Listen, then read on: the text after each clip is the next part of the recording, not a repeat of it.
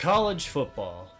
You already know what it is. It's a sport with energy, tradition, and conspiracy.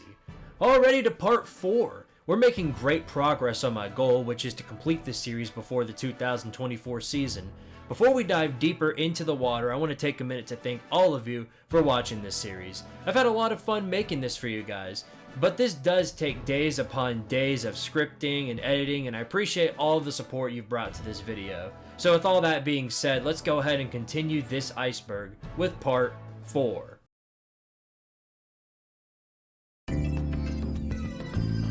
I feel like this is self-explanatory, but from here on out, the knowledge presented here is going to be entries that only die-hard college football fans will likely know. If you've heard of it, you likely don't know the entire story, or it's layered in mystery. With all that said though, let us begin. Statue of Liberty.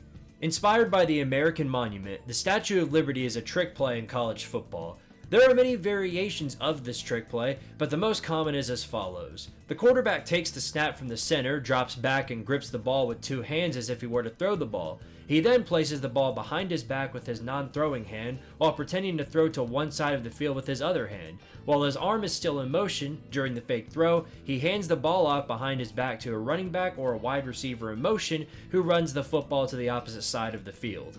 Get all that? I hope you did. The quarterback's post is a close resemblance to the Statue of Liberty, thus the name. There are many examples of the play being used in the college football world, but by far the most significant is from the 2007 Fiesta Bowl, where Chris Peterson and the Boise State Broncos used the play on a 2-point conversion in overtime to win the game against the heavily favored Oklahoma Sooners. Because of this one play, the formation has one of the most intriguing legacies of any play in college football, despite only happening a handful of times. 14-team playoff. The 14-team playoff is as you expected. 14 teams in the college football playoffs. The top 2 teams would be given a bye and advance to the next slate of games. The other 12 would play in seed matchups and the winner would advance. Even though we have yet to see the 12-team playoff in action, there is already significant momentum towards a 14-team playoff, likely beginning as early as 2026. At this point in time, the format and auto bids are yet to be determined, although something that is known is that conferences will receive financial distribution based on how many of their conference's teams are in the playoff. I'm sure this won't result in any more conference expansion or regulation to come. 5th down. As explained previously, college football consists of 4 downs. If you fail to convert after a 4th down, it is a turnover on downs and the ball goes to the other team. Technically, it is impossible to go anywhere beyond that, but on the most rarest of occasions, a 5th down has happened. On October 6, 1990, this was such an example. The game featured Big 12, formerly Big 8, rivals Colorado on the road versus Missouri. With less than 3 minutes to go in the game, Colorado took possession of the ball deep in its own territory, trailing 31-27.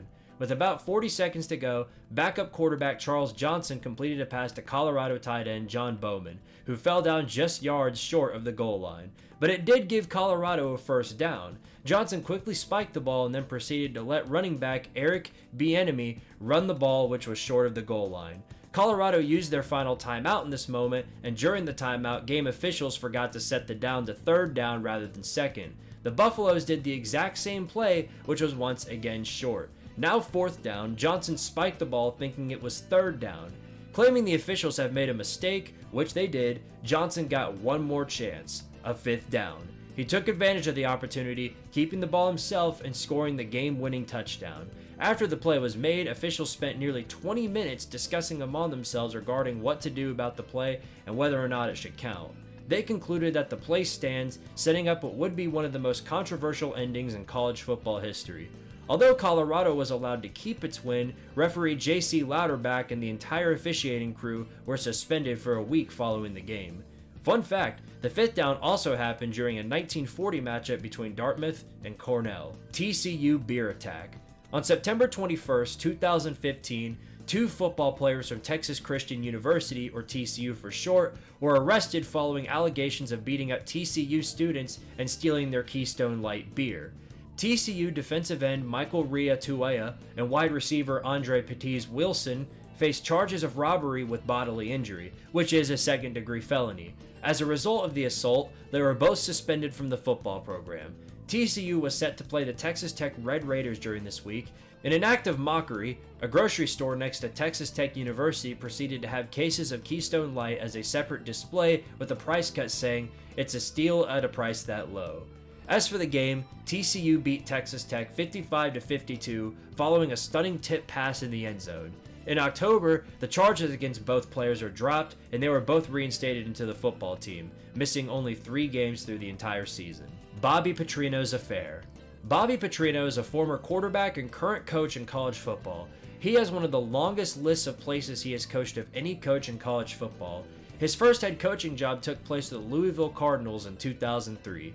He led them to 11 wins in 2004 and 12 wins in 2006. On July 13, 2006, Petrino signed a 10-year, $25.6 million contract to stay on as the head football coach. Less than 6 months later, however, he signed a deal with the Atlanta Falcons in the NFL to become their next head coach. He lasted only 13 games at the Falcons before resigning and becoming the next head coach of the Arkansas Razorbacks in 2008. For the next few years, Petrino showed improvement as each year progressed. However, everything came crashing down on April 1st, 2012, when Petrino was involved in a motorcycle crash on Arkansas Highway 16. He was riding with former Arkansas All-SEC volleyball player Jessica Durrell, whom he had hired on March 28th as a student-athlete development coordinator for the football program. The police report was the only way to prove this, as Petrino initially said that he was alone on the motorcycle. It was revealed through Petrino that Durrell was not only a passenger, but that he had been conducting an adulterous relationship with her. Athletic director for Arkansas at the time, Jeff Long, placed Petrino on indefinite paid administrative leave while he investigated the situation. On April 10th, Long announced that Petrino had been fired.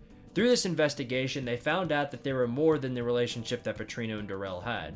Petrino frequently sent Durrell gifts, including a previously undisclosed $20,000 cash gift as a Christmas present. Durrell used the money to help buy a new car. It was also revealed that Durrell may have received preferential treatment in her hiring on the football staff. In July, Petrino contacted his former team and staff, apologizing to them for the events which transpired. Despite how unbelievable this next part seems, 11 years later on November 29, 2023, Petrino was rehired at Arkansas to become the Razorbacks' offensive coordinator under head coach Sam Pittman. Flight 932. On the evening of November 14, 1970, Southern Airways Flight 932 was set to fly the Marshall Thundering Herd football team, coaches, and some fans to Kinston, North Carolina for a game against the East Carolina Pirates. Following a 14-17 loss, the plane was set to fly the team back home. However, tragedy struck when the plane crashed on approach to Tri-State Airport after clipping trees just west of the runway and impacting nose first into a hollow. All 75 people on board tragically passed. 37 of them were members of the football team. It was the worst single air tragedy in NCAA sports history. Following the event, Marshall University was given special permission by the NCAA to play incoming freshmen at the varsity level for the 1971 season. This team was dubbed the Young Thundering Herd and was led by a few upperclassmen who didn't make the trip. The event that transpired is something that is commemorated by Marshall alumni, with a memorial placed at Spring Hill Cemetery where several of the players are buried. There is also a 2000 documentary titled Marshall University: Ashes to Glory and a 2006 sports drama film known as We Are Marshall. UCF 2017 National Championship. The UCF Knights represent the University of Central Florida. Just like the 2021 Cincinnati Bearcats, which we discussed in earlier parts, this team finished through the 2017 regular season undefeated, a great accomplishment considering the fact that this team finished 0-12 2 seasons before. Unlike Cincinnati in 2021, however, this team did not receive a spot in the college football playoff and was instead sent to the 2018 Peach Bowl against Auburn, a game they won 34-27. Head coach of the UCF Knights, Scott Frost, criticized the college football playoff committee, saying that the Knights deserved more credit from the committee than what they got. The Knights proclaimed themselves national champions at the end of the season. Florida lawmakers proposed passing a resolution declaring UCF the national champions, which Florida Governor Rick Scott proclaimed officially on January 8, 2018, the day of the 2018 College Football Playoff National Championship between Alabama and Georgia. The Coley Matrix, one of the major national championship selectors of the NCAA, recognized UCF as a national champion to further reinforce the belief that UCF should be a national champion. UCF also received 4 first-place votes in the final AP poll. What do you think? Is UCF a national champion? Mike Price at Alabama. Mike Price was a former quarterback and head coach in the college football world. From 1989 through 2002, he was the head coach of the Washington State Cougars, where they won 2 Pac-10 championships, and Price won National Coach of the Year in 1997 after bringing the Cougars to the Rose Bowl for the first time in 60 years. In early 2003, following the previous season, Price became the next head coach of the Alabama Crimson Tide following the departure of head coach Dennis Franchione, who took the job at Texas A&M. However, this was an extremely short time at Alabama, as on April 16th and 17th, Price participated in a Pro-Am golf tournament in Pensacola, Florida. Reports in Alabama newspapers said he brought drinks for an exotic dancer named Destiny Stahl and paid for private dances at a strip club, spending several $100s on a night of heavy drinking and tipping. He was so drunk that the morning after, he was unable to remember the name of the dancer who was in the room, but there was a $1,000 charge to the hotel room. After the situation surfaced to the public, Price's contract was revoked and he was fired.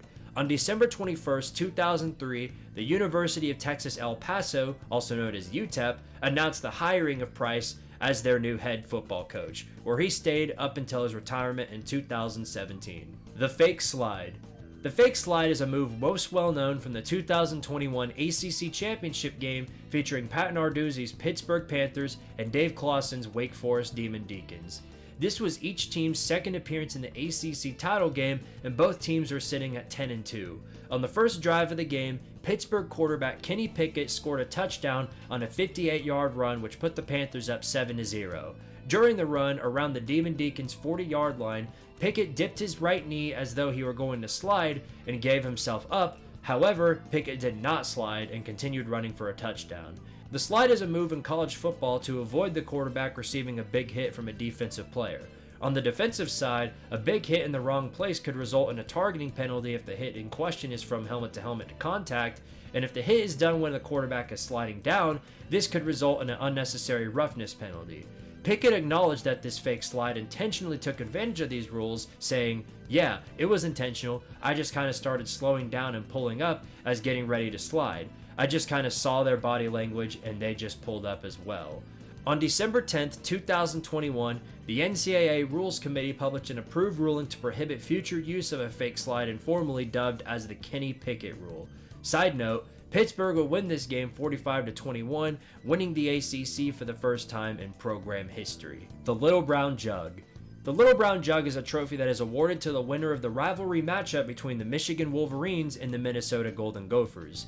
As the name implies, the trophy is an earthenware jug used as a major part in one of the oldest rivalries in college football, dating all the way back to 1892, a game Minnesota won 14-6. Including this game, the two teams have met a total of 105 times, with Michigan leading the series 77-25-3. Despite this, the history of the rivalry has many historic games. The Battle of Giants in 1940 featured undefeated Minnesota taking on Michigan, a game in which Minnesota won as they went on to win the national championship. In 1977, Minnesota stunned number 1 Michigan 16-0. The 2003 game was most famous for being the biggest Michigan comeback, as they were down 28-7 before coming back in the fourth quarter to win 38-35. The Baylor Scandal. This is in reference to a major scandal that occurred with Baylor University, mainly the football team. In September of 2015, following the conviction of former football players Tevin Elliott and Sam Ukwachu for sexual assault, as well as allegations against other players, Baylor University commissioned the law firm Pepper Hamilton to conduct an independent external investigation regarding Baylor's handling of sexual violence, reinforced by the arrest of Sean Oakman, who was also arrested on sexual assault charges. Some of these players had a history of prior incidents, such as the case of Oakman, who was released by Penn State for stealing a sandwich and, while demanding the return of his identification card, grabbed the wrist of the clerk who took it. Oakman had also been previously accused of assaulting an ex-girlfriend, but no charges were pressed, which led to Oakman not being disciplined by Baylor. In May, in a report released by Sue Ambrose and David Tarrant of the Dallas Morning News, some within the Baylor community criticized Baylor president Ken Starr for being silent about rape and sexual offenses on school grounds and for how the school puts football above crime victims. Eventually, on May 26, 2016, Baylor released a finding of fact documents prepared by the Board of Regents, which stated, quote, significant concerns about the tone and culture within Baylor's football program as it relates to accountability for all forms of athlete misconduct. The Regents held Baylor coach Art Briles responsible and suspended him with the intent to fire him as soon as they were legally allowed to do so. He was dismissed on May 26. The case had a major ripple effect on the university as several staff members were fired, including the demotion and eventual resignation of Starr, as well as the resignation of athletic director Ian McCaw. As for the players, Elliott is serving a 20-year sentence for charges. Ukwachu's conviction was not affirmed until September of 2022, where he was found guilty and sentenced to 6 months in jail and 10 years probation. Oakman's trial occurred in February of 2019, in which he was found not guilty of sexual assault. There's many more details on this case, but that is the basic rundown of what happened. Peterson was inbounds. Patrick Peterson is a former cornerback for the LSU Tigers from 2008 through 2010. He got his starting position in the last 4 games of the 2008 season before his breakout beginning in 2009. By midpoint of the 2009 season, Peterson tied for 4th in the SEC with 7 passes defended and was named the SEC's most improved player by ESPN's Chris Lowe. On November 7th, Peterson was faced to set off against undefeated Alabama, who was loaded offensively including wide receiver Julio Jones. The Tigers were down by 6 points late in the 4th quarter when Peterson stepped in front of a pass from quarterback Greg McElroy to Julio Jones for what seemed like an interception. Multiple CBS camera angles showed that Peterson was able to get at least 1 foot in bounds. However, even after review, the SEC officiating crew called the pass incomplete, saying that Peterson was not able to get a foot in bounds. This was a huge call considering the weight of the matchup, as both teams were in contention for a spot in the SEC championship. Alabama would go on to kick a field goal on that drive and won the game 24-15. The missed interception call quickly became infamous and was debated by many media outlets. Cam Newton. As discussed in an earlier entry, Cam Newton is a quarterback who played for the Auburn Tigers, who had one of the most successful individual careers in college football.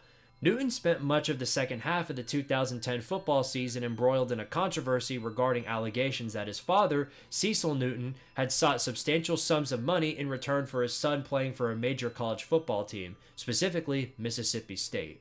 This was, of course, in violation of NCAA rules. Auburn University denied these allegations, but on November 30th, 2010, Auburn declared Cam Newton ineligible after the NCAA found evidence that Cecil Newton solicited Mississippi State anywhere from $120,000 to $180,000 in exchange for Cam Newton's athletic service. However, they and the NCAA almost immediately reinstated Newton the next day on December 1st, declaring him eligible for the 2010 SEC championship game 3 days later, stating that there was not sufficient evidence that Cam Newton or anyone from Auburn had any knowledge of Cecil Newton's actions. The NCAA reinstatement did not clear Cecil Newton of any wrongdoing. It did, however, establish Cam Newton's eligibility as a candidate for the Heisman Trophy, which he won in a landslide victory. After 13 months of investigation through interviews, documents, and telephone records, the NCAA came to the conclusion in October 2011 that Cecil Newton only solicited a cash payment from Mississippi State and no other institution attempted to recruit his son. The NCAA chose not to punish anyone for the allegations based on a failure to, quote, meet a burden of proof, which is a higher standard than rampant public speculation online and in the media. Gator skin jerseys. College football teams have their fair share of uniforms over the years, some of which are looked down upon by the fan base of the team. Such is the case of the Gator skin uniforms worn by the Florida Gators. On October 14, 2017, the Florida Gators hosted the Texas A&M Aggies in Gainesville, Florida. For this game, Florida unveiled a brand new uniform style which they dubbed the Swamp Green uniforms. The idea behind these, per Florida specifically, was to commemorate the 25th anniversary of Steve Spurrier naming Ben Hill Griffin Stadium the Swamp. The jersey featured an alligator skin pattern, with the helmet, pants, and socks rendered in a swamp green color, but without the gator skin treatment. reaction to the new uniforms was overwhelmingly negative. As for the game the uniforms were featured in, Florida lost to the Aggies 19-17 following a Texas A&M game-winning interception. Mustard bottle. You missed him, and now he's back. It's time to talk about Lane Kiffin again. As mentioned previously, he is heavily disliked by a significant majority of Tennessee Volunteers fans due to his incident back in January 12th of 2010 where he left the Vols in the middle of the night for USC. After the incident, Kiffin stayed at USC until 2013 where he was fired midway through the season. Kiffin was then brought on by Alabama to be an offensive coordinator under Nick Saban, where he stayed until 2017. Kiffin gained a new head coaching job with the Florida Atlantic Owls starting in the 2017 season, where he stayed until 2019, where he rejoined the SEC as the head coach of the Ole Miss Rebels. Now back in the SEC as a head coach, it would only likely be a matter of time until he meets the fan base he abandoned back in 2009. This is exactly what happened on October 16, 2021, when Josh Heupel's Tennessee Volunteers hosted the Ole Miss Rebels in Neyland Stadium. The game was riddled in controversy, including a handful of controversial missed calls by officials and, from an earlier entry, supposed fake injuries. These factors culminated into an extreme level of frustration following a controversial turnover on downs, where Tennessee was short of the first down line late in the fourth quarter. This was the tipping point for Tennessee fans, who proceeded to pelt the field with bottles, cans, and vape pens. Of the objects thrown, it included a yellow golf ball which supposedly hit Lane Kiffin and a French's mustard bottle. The chaos nearly lasted 20 minutes before the final minutes of the game resumed, ending in a 31-26 Tennessee loss. After the game, Tennessee Athletics Director Danny White and Chancellor Donde Plowman sent out apologies to Ole Miss for the incident. Tennessee was also fined $250,000 by the SEC. This incident further accelerated Tennessee fans' disdain for Coach Kiffin and cemented the mustard bottle as a major meme in sports. Fun fact, I was at this game, and no, I did not throw the mustard bottle, or any bottle for that matter. Single line field storming. Rushing the field is a concept I'm sure you all are familiar with. It's known that field storming is something that usually happens on a whim, with the entire field being loaded with fans within seconds after a big win. This wasn't the case after the Vanderbilt Commodores knocked off the Florida Gators of Nashville, though. This was Vanderbilt's first win against Florida in Nashville since 1988, so the expectation was that Vanderbilt fans were going to rush the field after the game was over. This was proven to be the case, but not in the traditional way people are expecting, as Vanderbilt broke the norm by rushing, quote, rushing the field in a single line.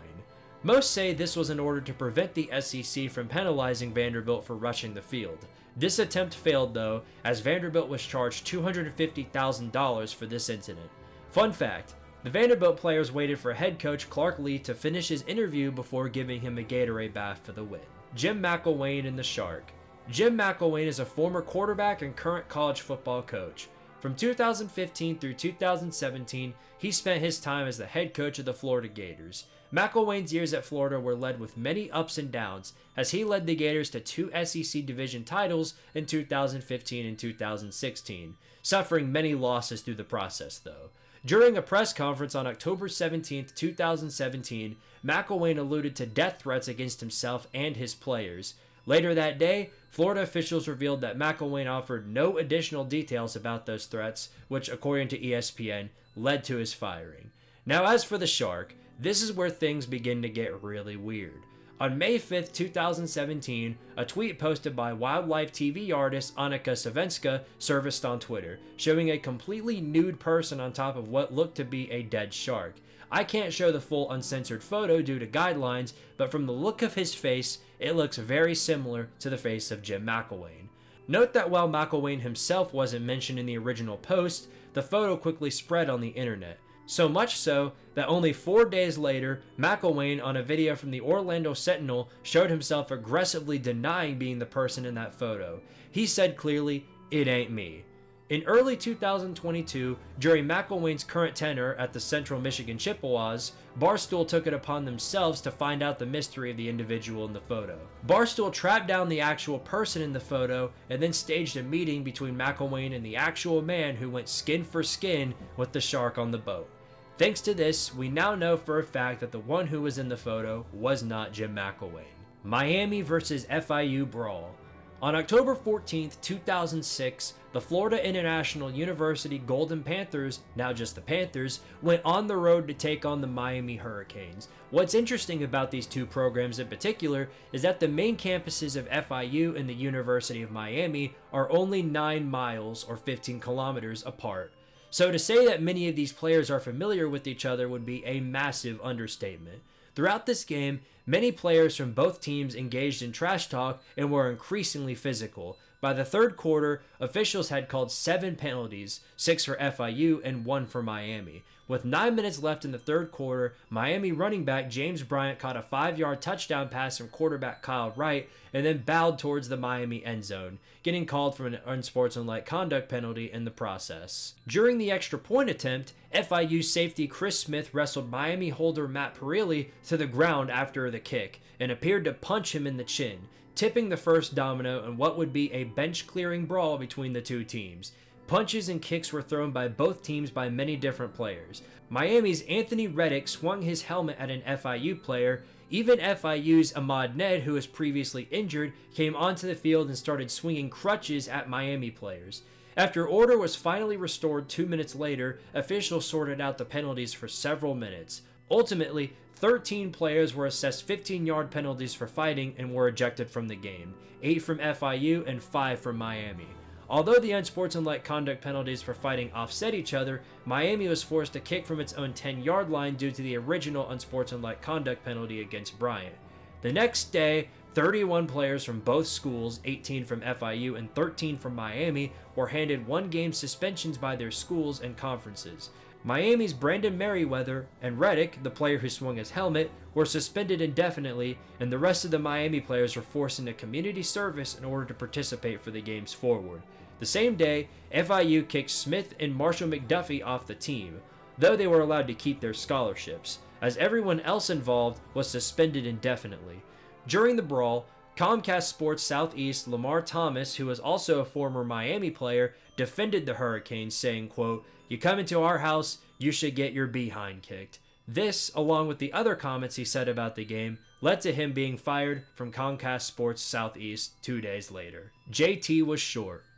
One of the most well-known modern matchups of this rivalry, this quote is a reference to the 2016 matchup between number 3 Michigan, who went into Columbus, Ohio to take on the number 2 Ohio State Buckeyes. Both teams only had 1 loss going into the final week of the regular season, so it was believed the loser of this game would have very little chance at making the college football playoffs. Going into the final play, Michigan led Ohio State 17-14 before Ohio State kicked a field goal to tie the game, setting it up for overtime. In overtime, Ohio State scored via a 7-yard touchdown run by quarterback JT Barrett. Michigan responded with a 5-yard touchdown pass from Wilton Spate to Amara Darboh to force double overtime. In double overtime, Michigan scored via a 37-yard field goal from Kenny Allen. Ohio State was met with a 4th and 1 on their possession. JT Barrett took the ball for himself and fell what looked to be just right over the chains for a first down. However, because of the angle of the cameras and where the ball was, it was difficult to determine how far the ball got, so the officials ruled that he converted, giving Ohio State a fresh set of downs. On the next play, running back Curtis Samuel scored on a 15-yard touchdown, and Ohio State had their 30-27 victory. The call was so difficult to determine in many eyes that it was a coin flip to determine whether or not JT was actually short. Because of this, Michigan fans always ask, what if? The Tattooed 5. Sticking to Ohio State, the Tattooed 5 is in reference to a scandal that occurred through the tenure of head coach Jim Tressel from 2001 through 2011 at Ohio State. Maurice Claret, a member of Ohio State's 2002 national championship team, accused the university of major NCAA violations. The New York Times in July of 2003 received information from a teaching assistant that Claret had perceived preferential treatment from professors, claiming he never attended any classes during his time at Ohio State. He was later suspended for the rest of the season by athletic director Andy Geiger, who believed in the allegations set against Claret. However, the NCAA rejected his claims. In these allegations, Claret said that Coach Tressel requested him to take the fall for the Buckeyes regarding the investigation along with 5 other players. It wasn't until December 22nd of 2010 where the wheels really began to turn. 5 players, Terrell Pryor, Devier Posey, Mike Adams, Solomon Thomas, and Boom Haran, were suspended by the NCAA for the first 5 games of the 2011 season for receiving improper benefits. The suspensions resulted from an incident where the players received tattoos for autographs. The players also sold several items given to them by the university, including Big Ten championship rings, jerseys, and other football-related items for tattoos. In December 2010, the U.S. Department of Justice notified Ohio State that at least 6 current players had traded team memorabilia for tattoos or cash at the Fine Line Tattoos and Piercings in Columbus, which the owner of, Edward Reif, was being investigated by the FBI for drug trafficking. Tressel denied all these allegations, but on January 3, 2011, Tressel's email exchanges with local attorney and former Ohio State football player Chris Cicero were leaked to the university. On January 16th, Tressel confessed that he had covered up the violations committed by the players. These violations led to Tressel's suspension and eventual resignation. As punishment from the NCAA, Ohio State was forced to vacate all wins from the 2010 season, including the 2011 Sugar Bowl win. They were issued a postseason ban from the 2012 season, 2 years of NCAA probation, a 5-year show cause for Jim Tressel, and a reduction of 5 scholarships over 3 years. In May of 2022, the Ohio House of Representatives requested that the 2010 wins be reinstated due to the new NIL rules. This request, as of now, has gone ungranted. Swindle in the Swamp. This is in reference to a yearly rivalry between the Florida Gators and the Florida State Seminoles, specifically the matchup in 2003. Both teams are ranked in the top 12 coming into the matchup in Gainesville, so a lot was on the line for both teams. Despite the competitive and exciting shootout that occurred, the game was most well known for several controversial referee calls by the ACC officiating crew, including multiple fumble/no fumble plays that went against Florida. Florida nevertheless held a slim 34-31 lead late in the fourth quarter when Seminoles quarterback Chris Ricks hit wide receiver PK Sam for a 52-yard touchdown pass with under a minute to go, giving Florida State a 38-34 lead. As time expired and the Seminoles won the game, several Florida State players took to the middle of Florida's field, jumping on the F logo, sparking a fight between the two teams. The questionable calls by the ACC officiating crew led by Jack Childress caused Florida Athletic Director Jeremy Foley to push for 2 charges. Foley pushed for the NCAA to consider using instant replay to review close calls, as well as providing officiating crews of the home team's conference. Both were eventually adopted by most major conferences by 2006. UGA drag racing tragedy. Following the 2002 national championship victory for the Georgia Bulldogs, spirits were high for the players and staff. Some would argue they were too high. On January 15, 2023, hours after the celebratory parade for the Bulldogs, a major car crash occurred, taking the lives of 20-year-old Devin Wilcock, an offensive lineman for the Bulldogs, and 24-year-old Chandler LaCroix, a recruiting staff member. 2 other members of the football program were also involved with the crash. 3-year offensive tackle Warren McClendon, 21, and Victoria Bowles, 26, were injured but survived. According to the investigation from the Athens-Clarke County Police Department, a 2021 Ford Expedition was driving south in the outside lane when it hit the roadway. The car then hit 2 power poles and several trees. Police confirmed that racing, reckless driving, speed, and alcohol impairment contributed to the crash. A toxicology report showed that LaCroix's blood alcohol concentration was 0.197, which is more than 2 times the legal limit.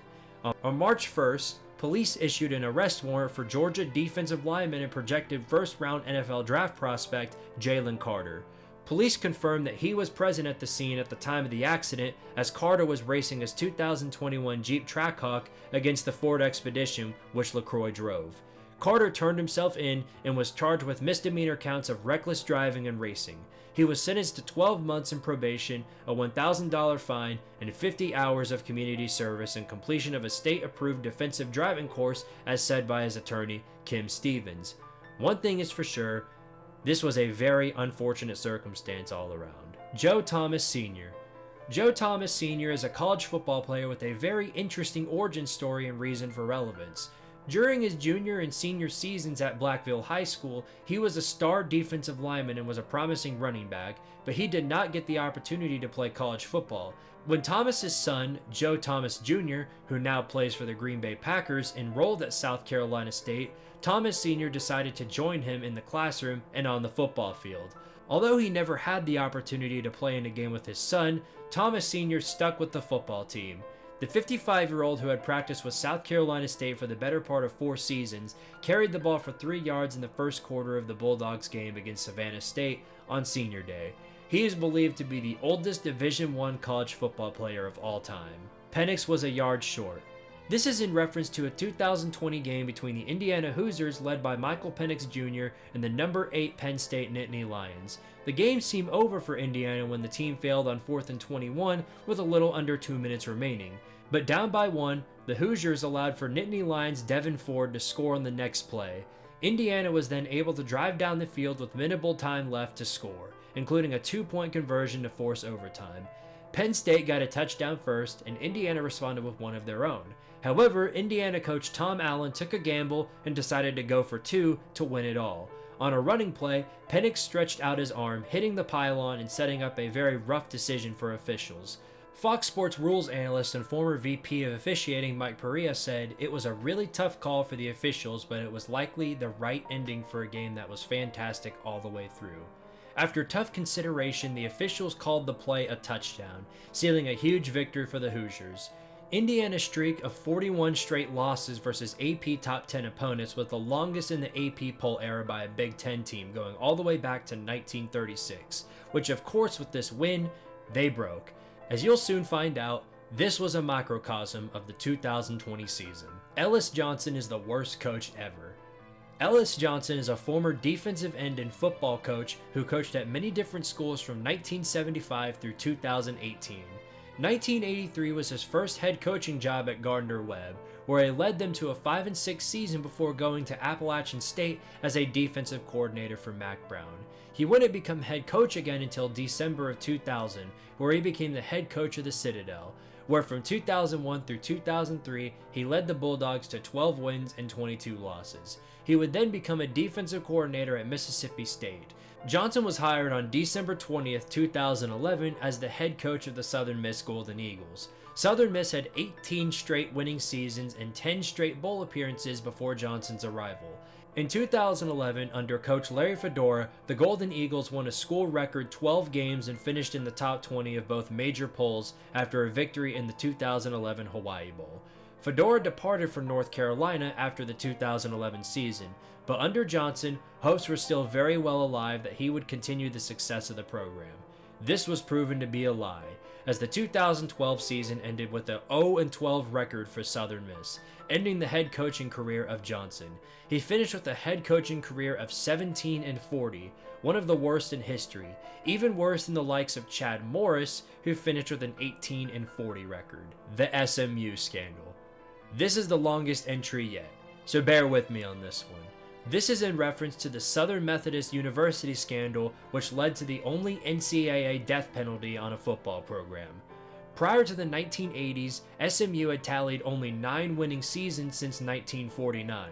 The effort to keep up with the bigger schools resulted in SMU straying very close to the ethical line and in many cases going over it. While SMU was not the only Southwest Conference school to be sanctioned for recruiting violations, their violations were the most egregious in the eyes of the NCAA. Ron Meyer, an up-and-coming coach who had previous success at the University of Nevada, Las Vegas, was hired by SMU in the winter of 1975. In his first 4 years, Meyer led SMU to a record of just 16-27. Seeing that the Mustangs lacked talent and size, Meyer began to assemble his best recruiting class. His first major recruit was Emmanuel Tolbert, a running back from Little Rock Central High School in Arkansas. Meyer subsequently gained more and more solid recruits under the radar. These recruits were being paid little amounts under the table to places such as Kashmere High School, one such example being $20 being handed to recruits. These eventually turned up to $500. Kashmere football players gave SMU recruiters the name Santa Claus. Numerous players received gifts from SMU boosters during the period of the scandal. One of the players to receive compensation was Reggie Dupard, who was an NFL first-round draft pick. He admitted to receiving sums of money and a car from a booster while playing as a running back at the school. Meyer's rule-breaking eventually turned into success. qualifying SMU to their first bowl game in many years. Following this game, SMU was hit with the first of multiple probations by the NCAA. The Mustangs were given a 1-year bowl ban and a television ban as a result of recruiting violations, resulting in Meyer's resignation. His successor, Bobby Collins, didn't miss a beat when taking over what Meyer had left off, leading SMU to an undefeated 1982 season and a Cotton Bowl Classic win. The success continued all the way up until 1985, where the violations really began to come out en masse. Son Stoparich, an offensive lineman from Muzay, Pennsylvania, who was part of the 1983 recruiting class, told investigators that he and his family received thousands of dollars from boosters and assistant coaches in an effort for him to commit. Hitting SMU again, the NCAA banned SMU from granting new scholarships for the 1985 season and limited scholarships to 15 for the 1986 season. The Mustangs also received a 2-year postseason ban for those 2 seasons, as well as complete ban from live television for 1986. It was also revealed at this point that the NCAA discovered mass amounts of violations from the 1970s and 1980s, which led to a new rule known as the repeat offender rule. This meant that if a school had been found guilty of 2 major violations within 5 years, they could be barred from competing in the sport involved in the second violation for up to 2 years. The rule passed, with 6 schools voting against it. SMU was one of them. Violations continued to stack up as investigations uncovered up to over $60,000 paid to players from boosters between 1985 and 1986. Once the investigations were finalized, a massive amount of penalties were dropped. First of all, the 1987 season was canceled, the team would be on probation until 1990, on a bowl ban until 1989, 55 scholarship cuts over 4 years, and many other recruiting restrictions. As a result of the death penalty, a full release was granted to every player on the team, allowing them to transfer to another school without losing any years of eligibility. As expected, a significant number of SMU players transferred to one of the 80 universities that visited SMU during this time. Following the mass exodus, school officials expressed doubt that SMU would have enough players to field a viable team in 1988, and as such, they canceled all competition through the 1988 season. Not many of those involved with the event ever recovered. Coaching careers are permanently tarnished, as such the case of Coach Bobby Collins, who never coached a game again. As for the documentary called Pony Excess, the ESPN 30 for 30 documentary involved many figures. Some of the people who were involved in this case were interviewed, one of these being former coach Ron Meyer himself. Since the initial death penalty, the NCAA has been very reluctant to do it again. Even with the cases such as the Joe Paterno and Reggie Bush scandals, they did not consider this penalty. It's unknown if they ever will again, considering the current age of college football. Mel Tucker's phone sex. Mel Tucker was a former defensive back and head coach. He spent many years coaching under coaches such as Nick Saban and Kirby Smart before becoming a head coach for the first time at Colorado in 2019. He spent only 1 year there before becoming the next head coach of the Michigan State Spartans after the departure of Mark D'Antonio. He led the Spartans to a 2-5 record in 2020 before taking a major step forward in 2021 with an 8-0 start and an 11-2 season. Michigan State began the 2022 season ranked, but after opening the season with wins over Western Michigan and Akron, the Spartans lost their next 4 games. The season concluded with another double-digit loss to Penn State and no bowl game for the second time in 3 years. Going into the 2023 season, it was business as usual for the first 2 games, beating Central Michigan and Richmond. However, this all changed on September 10th when USA Today published a story detailing alleged sexual harassment by Tucker of Brenda Tracy. Tracy, a rape survivor and anti-sexual violence advocate, had visited Michigan State's campus several times to speak with the team. She alleged multiple cases of Tucker expressing inappropriate behavior, including Tucker spanking his monkey on a phone call back in April of 2022. You can find out the meaning for that yourself. Anyway, Tucker didn't deny these allegations, but he did mention, according to him, that the phone sex was consensual. Michigan State suspended Tucker without pay later that day, which later turned into his termination from the program on September 27, 2023. Some say that this was actually a planned conspiracy by Michigan State in order to get Tucker fired for his poor performance in 2022. I'll let you, as the viewer, decide that part on your own. 0-0. Virginia Tech versus Wake Forest was a game which many know it as the Toilet Bowl. By 2014, legendary Virginia Tech coach Frank Beamer was nearing the end of his storied career. Wake Forest, on the other hand, hadn't reached 8 wins in half a decade, and as a result, hired Dave Clawson in 2014 to turn around the team. 5 days before Thanksgiving, they met in a game that pretty much everyone expected to be unremarkable. They were wrong, but not in the way they were expecting. Both teams were able to move the ball with minimal efficiency and couldn't get anywhere near the end zone. This culminated in a defensive slugfest that ended in regulation as the score 0-0. Because it was overtime, someone had to win though, resulting in a 6-3 win for Wake Forest. The happy face Frank Beamer gave in this image resulted in him becoming a major meme in college football. Connor Stalions. The story of Michigan Wolverines staffer Connor Stalions is a very interesting one, as he is the center of a scandal involving the 2023 Michigan Wolverines. Following his resignation on November 3, 2023, allegations surfaced from a rival Big Ten team of Michigan stealing signs from the teams that they played, claiming Stalions' job was to do just that. The employee, speaking anonymously, provided documented evidence to back up his claim. Evidence suggested potential off-campus scouting violations as Stalions, or a man resembling him, was present on the sidelines for a game Central Michigan played against Michigan State on September 1, 2023. On November 6, 2023, the NCAA reported that they found no connection between head coach Jim Harbaugh and the illegal sign stealing done by Stalions. Despite this, on November 10, 2023, the Big Ten Conference ultimately decided to suspend Jim Harbaugh for the final 3 games of the 2023 season, starting with the game in which the Wolverines would play against Penn State on November 11th and ended with the matchup against undefeated rival Ohio State. On November 17, 2023, Wolverines linebackers coach Chris Partridge was fired for allegedly instructing current members of the Michigan football team on how to respond to questions relating to the sign stealing scheme. Regardless of moves already being made, the investigations continued. However, in a big twist, after Michigan's national championship victory over Washington in January, the NCAA defended the Wolverines. NCAA President Charlie Baker came out and issued a statement that Michigan won the national championship fair and square. Although he did say, "We do have a series of discussions going on with the infractions folks about whether or not we can do something to speed up the pace of our investigations." Considering that there have been many cases of teams being punished by the NCAA years after the initial infractions occurred, it's not hard to believe that punishments for Michigan are still very well possible. 2020.